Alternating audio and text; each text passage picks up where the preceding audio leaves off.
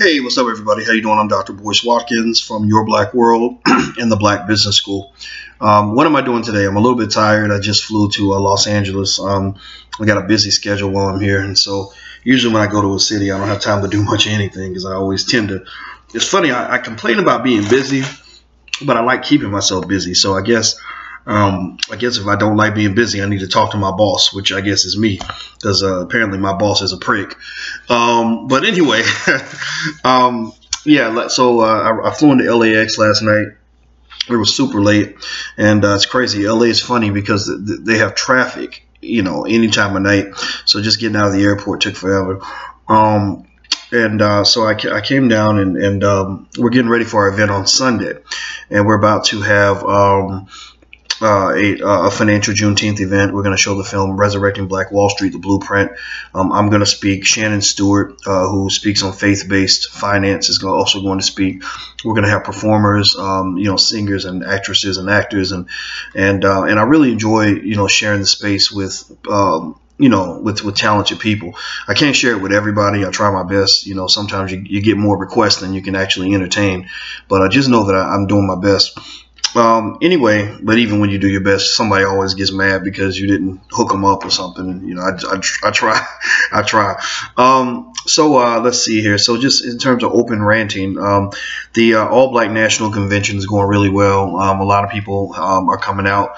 I'm glad to see that people are excited about it. I'm glad to see that people are open to new paradigms of thinking as it pertains to what we need to do in the future, what we need to do as a people. I'm not the only person who has solutions. A lot of people do. A lot of people have perspectives. We invited a lot of different people with different perspectives. Everybody from, one hand you might have, say, a David Banner, then you've got, a Dr. Roosevelt Mitchell III, and then you got Urema Karama, Yvette Carnell, and then Nomalanga Michelle Moses, Shaquita Graham. You get a nice eclectic mix of people. Dr. Tyra Selden, Azaza Ali. So you really get a nice mix of perspectives, and I think that's what Black people need. Black people need to lay all ideas out on the table. I think that we need to all just sort of all think and talk about where we want to go as a people, what we want to do as a community, and then at the end of the day, you form an agenda. And one of the biggest things I really want to do is kind of we're actually launching an organization called Black Men United, and basically, and Andre Hatch is going to be the president, and basically, we realize that when you have influence, you shouldn't put it to waste. And one of the things I've observed is that there's so many brothers around the country that I see, sisters too, a lot of sisters, but most of the brothers are the ones that come up and talk to me, and I love the fact that we're connecting, that we're vibing in that way, because I really think that as a group, Black men have to stick together, because there's really nobody else out here that is really looking out for the Black men except for us. And sometimes we're trained to not look out for ourselves or look out for each other. We're also not trained to kind of have codes of conduct as it pertains to each other, to Black women, to the community, etc.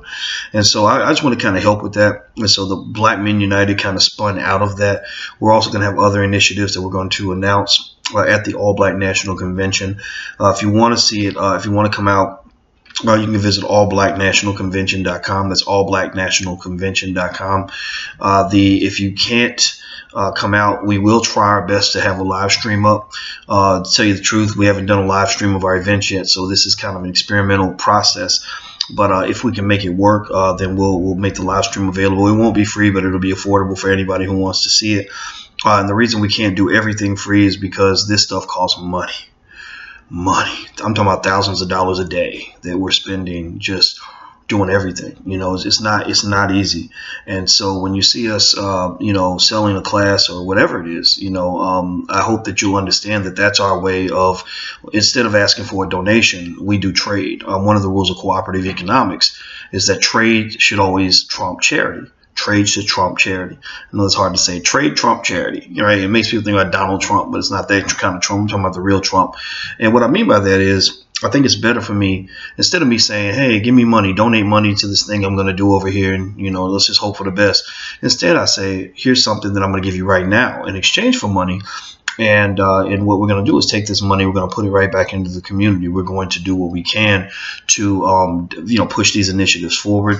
With all the cities that I go to and all the things that we do, I want to do 100 times more. I mean, there are so many things I want to do and so many things I know how to do. I got the blueprint in my brain. I just need to be able to raise the money to do it. For example, I know for a fact that if I could get, say, to start at least $500,000, $1 million or so, I believe I could actually create a chain of black-owned movie theaters across the country. I won't go into the detail or bore you with it, but I have a blueprint in my mind. So that what this means is that when black filmmakers release films, we then have a black-owned company that can do distribution deals with these filmmakers and pay them for, pay them a good amount of money for their work, but then also distribute that film nationwide so that black people all over the country are seeing these movies. And ultimately what happens is it becomes a black competitive factor against standard movie theaters, where we can actually go to the black community and solicit and say, hey, we got these great movies coming out. Why don't you come to our theaters and check them out instead of going down to AMC or these other places, And so this is one thing I'm going to do. I know I'm going to do it. There's no, even if I have to pay, I'll use my own money to pay for this because I know it's going to work. But your help is also appreciated as well. So just know that if I say, hey, here's this class at the Black Business School, or here's the Black Wealth Bootcamp, that when you're supporting us, you're supporting the initiatives. When you support us, you're supporting the community. I mean, who would I be to teach cooperative economics and not practice it? So pretty much almost every single person that we compensate to do anything is African American, and we put it right back into the community to build, to educate, to edutain, whatever it takes for us to grow and to evolve. And the other thing I believe in is no fear. If you want to know if I have fear, I'd say every day I'm tempted to have fear. We all have fear sometimes, and you got to learn how to find ways to just squash it and keep moving. Because 90% of what you're afraid of really is an illusion. Most of your fear isn't real fear. It's just, some sort of doubt you've created in your mind, because many of us simply are afraid of the unknown. Now, if you consider the fact that the unknown represents probably 1,000 times more than the known, meaning that you probably don't know 1,000 times more things than you do know, then most of your reality, most of what you'll see is the unknown. So most of the time you're going to be tempted to be afraid if you have a fear of the unknown. But if you let go of your fear of the unknown and you realize that the unknown can also become the known, it can become the familiar, then it helps you mitigate some of that fear. So a lot of times when I get tempted to fear the unknown, I just think to myself, well, I don't know it now and I'm scared to death right now, but once I know it, I won't be scared of it no more. That'll be my place of comfort and confidence. So, try not to live in complete fear of just everything. A lot of times we don't progress in our lives because we're just scared of everything, And so anyway, before I run out of here, I wanted to tell you about something that we just launched. As you know, one of the key things I've been saying for years, I will say it till the day I die, is that black people need to educate our own children. We need to learn how to make our own money. It offends me deeply that any of us would believe that there are things that white people can do for black children that black people cannot do for black children. That's no different from the state telling a mother that she's not competent to take care of her child, right? Well, so our goal is to build infrastructure to help deal with that. Now, you know about the blackbusinessschool.com, you know about the Black Wealth Bootcamp, things that we spent hundreds of thousands of dollars building, our own money. It was very tough to do, but we did it. And the Black Business School now has, I think, 30,000 students. And I'm very proud of that. It's as big as an HBCU, except I think it's as good, maybe a little bit better in some ways. Definitely cheaper, no question about that. Definitely less expensive. And I have the same PhD as your professor at a university. But also, we have just launched the Black History School. The Black History School is a place where we have gathered Black history experts from all walks of life to help us put together curricula for adults and children that will allow you to learn about all different kinds of things that have happened in Black history. I'm one of the instructors. We've also got some other really brilliant people that are contributing, from Dr. Tyrus Selden across the board. And basically, we're just trying to do the damn thing, as you might say. The first course that we have is a course on Black Wall Street. It's on Black Wall Street, not just what happened, but also how you can learn from these brilliant black people who built one of the most beautiful black economies in all of human history. And so what we did was we went through our film. You know, we spent a lot of money making the film Resurrecting Black Wall Street, the blueprint, with award-winning director Dorian Chandler. And then what we did was we took the film and we basically took the information from the film and flipped it into workbooks and study guides for all ages. We have a study guide for kids in 3rd to 5th grade, 6th to 8th grade, 8th to 10th grade, 11th and 12th grade, and then for adults, we also have video from panel discussions where experts are speaking about Black Wall Street, what happened. We also have mini docs that you can get, as well as a free copy of the film if you sign up for the class. And so as a kind of a launch to this, we have basically taken the cost of the curriculum, the Black Wall Street Study Guide curriculum, and the regular price will be $300 or $299, which is still very low considering the amount of time. It took us months to build this. $299, and we chopped it for you for a limited time to $149.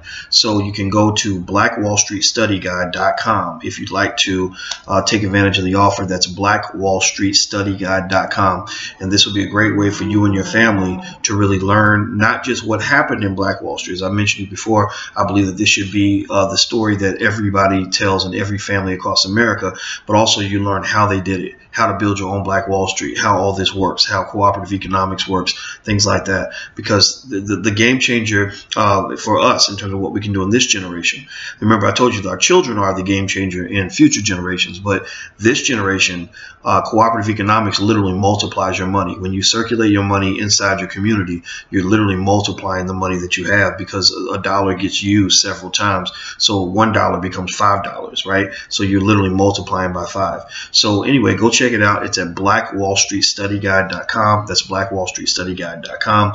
Also, you can write this down if you'd like. I'm going to be in Dallas very soon, October 8th. You can check drboycedallas.com. That's drboycedallas.com. Los Angeles in 2 days. You can check out drboycelosangeles.com. August 28th is Los Angeles. drboycelosangeles.com. And the All Black National Convention is at allblacknationalconvention.com. And you know what's crazy is I didn't even tell you guys. I probably only told you about 30% of what we're doing in the fall. So we're moving, we're active, we're getting it done, we're getting it in, we're making it happen. Whether we got $15 million or $15.15, we're gonna do everything we can. I'm out of here, guys. I love you. Take care. Peace.